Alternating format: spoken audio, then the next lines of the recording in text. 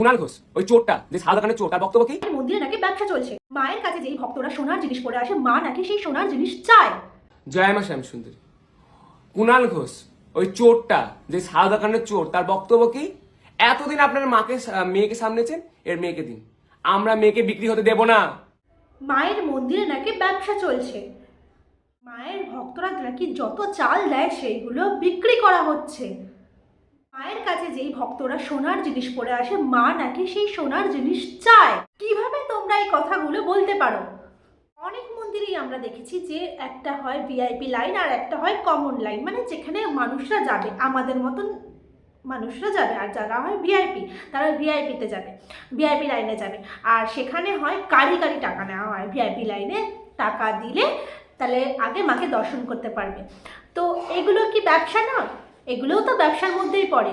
আর ওখানে আমাদের শ্যামসুন্দরী মায়ের মন্দিরে কিন্তু কোনো ভিআইপি লাইন বা আমাদের মতন কমন লাইন কোথাও নেই। ওখানে সব ভক্তরাই কিন্তু এক লাইনে দাঁড়ায়। আরও কিছু কথা বলা হয়েছে, চাল বিক্রি করা হচ্ছে। চাল বিক্রি যদি হতো তাহলে এতগুলো মানুষকে এতদিন ধরে কি করে খাওয়াচ্ছে দুবেলা? আর 30 দিনই খাওয়ানো হচ্ছে, প্রতি বছরই 30 দিন করে কিন্তু খাওয়ানো হয়। এবার বলো তোমরা কিভাবে কিন্তু চাল বিক্রি করছে ওরা।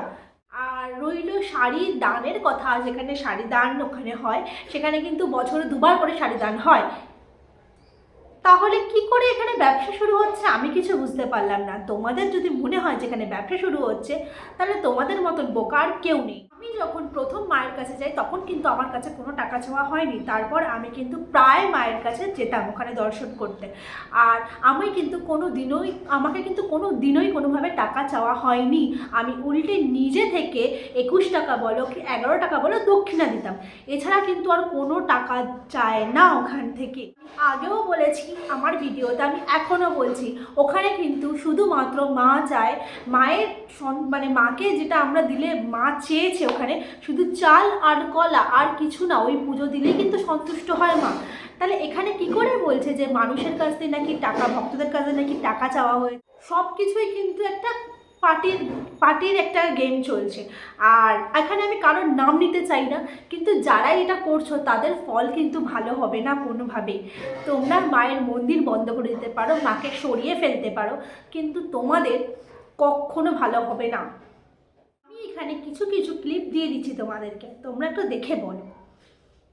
দেবেন আর সেই টোকেনটা দিয়ে যা হবে উনি নেবেন, এবং ওরা এমন ভাবে ম্যানেজমেন্ট করবেন যে বাইরে কোনো ঝামেলা হবে না, ওনার ছেলেদেরকে দেবেন। তো আমাকে উনি হিসাব বলছেন যে আমি বললাম আমাদের এখানে টোকেন সিস্টেম নেই, আমাদের নিয়ম যদি নুন ভাত হয় তো মা নুন ভাত খাবে, আর ভক্তরাও তাই খাবে। আমাদের আলাদাভাবে মায়ের জন্য কখনো একটা বেগুনও ভেজে দেওয়া হয় না, যা হয় সবার জন্য এক জিনিস হয়, আমাদের মন্দিরের এই নিয়ম। তো এই টোকেন আমাকে বলছেন যে যদি আপনাকে বেশি করতে হবে না, 10 টাকা 20 টাকা করেন, কিন্তু এই 10 টাকা 20 টাকা থাকবে না, পরে 100 টাকা হয়ে যাবে। আমি আপনাকে বলছি, আমি জানি ওরা প্রথম আমার কাছে 5,000 টাকা নিত, ওরা আমার কাছে 5,000 নিতে, আজকে 1 লাখ টাকা এসে পৌঁছেছে। আমি দিতে পারিনি বলে আজ এত ঝামেলা। তো ওই টোকেন আমাকে বলছে যে যদি 30,000 লোক দিনে আসে তাহলে 10 টাকা করে হলে যা হয় ওতে আমার ছেলেদের মোটামুটি হয়ে যাবে, আপনার কাছে কোনো দাবি দেওয়া থাকবে না, আপনি রাজার মতন থাকবেন। তো আমি বললাম আমি রাজা না, শুধু মাই রাজা। আর আমাদের এখানে এরকম নিয়ম নেই যে আমাদের টোকেন দিয়ে আমরা দিব। কারণ সত্যি বলছি ম্যাডাম, আমি ওনাকেও এই কথা বলেছি, যত মানুষ এসছে, পুলিশ, সবাইকে এই কথা আমি সারা জীবন বলে যাব যে আমি আজ পর্যন্ত 1 প্যাকেট নুনও কিনিনি, আমাকে 1 প্যাকেট নুনও পয়সা দিয়ে কিনতে হয়নি। মায়ের এমনই দয়া। আমার যখনই একটু ডাল কমে আসে, তেল কমে আসে, আমাকে কেউ বলে, স্বপন বলে যে রান্না করছে, সে বলে যে বাবা তেল কিনতে হবে। পরের দিন এত তেল চলে আসে 1 মাস আর তেলের জন্য ভাবতে হয় না, ডালের জন্য ভাবতে হয় না। মায়ের এমনই দয়া। এটাই কি মায়ের জীবন্ত হওয়ার সবচেয়ে বড় প্রমাণ না? 1 লাখ টাকা দিতে হবে। মিডিয়া কিছু খবর, তাদের ইন্টারভিউ, তাদের কিছু জিনিসই দিয়েছে, কিন্তু ওরা কিন্তু ওদের ভিডিওটুকুই দিয়েছে ভাইরাল হওয়ার জন্য, কিন্তু ভেতরের যে ইন্টারভিউ যেটা হয়েছে সেটা কিন্তু ওরা দেয়নি। মানুষ কিন্তু এই মাকে দর্শন করার জন্যই খালি আসতো। আর তারা কিন্তু শুধু আসতো না, তাদের মনস্কামনা পূরণ হয়েছে বলেই কিন্তু মাকে দর্শন করতে আসতো। আর আমি নিজেও, আমার মনস্কামনা পূরণ হয়েছে বলেই আমি কিন্তু বারবার মায়ের কাছে ছুটে যেতাম। আর সেখানে আমি কোনোভাবে ব্যবসা জাতীয় জিনিস হচ্ছে এরকম কিন্তু কোনো কিছু আমি দেখিনি। লাস্ট আমি একটা কথাই বলতে চাই, যেটা হচ্ছে বা যেটা হবে সেটা কোনো মতেই ভালো হবে না। এটা কিন্তু মাকে নিয়ে হচ্ছে, আর এটা কখনোই ভালো হবে না। আর মাকে লাস্ট আমি একটা ক্লিপই দেখাতে চাই, মাকে যেইভাবে সরিয়ে নেওয়া হলো সেটা কোনো মতেই ভালো হলো না। আর যারা এই কাজটা করলো, যাদের জন্য আজকে মা ঘর ছাড়া হলো, তাদের যেন কোনোদিনও ভালো হয় না। জয় শ্যামসুন্দরী মায়ের জয়।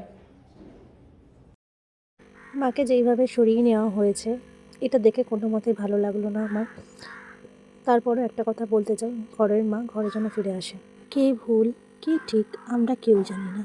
মায়ের কাছে একটা কথাই আমি বলতে চাই, তোমার সাথে আজকে যে অন্যায়টা হলো সেই অন্যায়ের যারা করেছে তাদের জন্য কঠোর শাস্তি হয়। আমরা আবার যেন তোমার কাছে যেতে পারি। জয় মা শ্যাম সুন্দরী।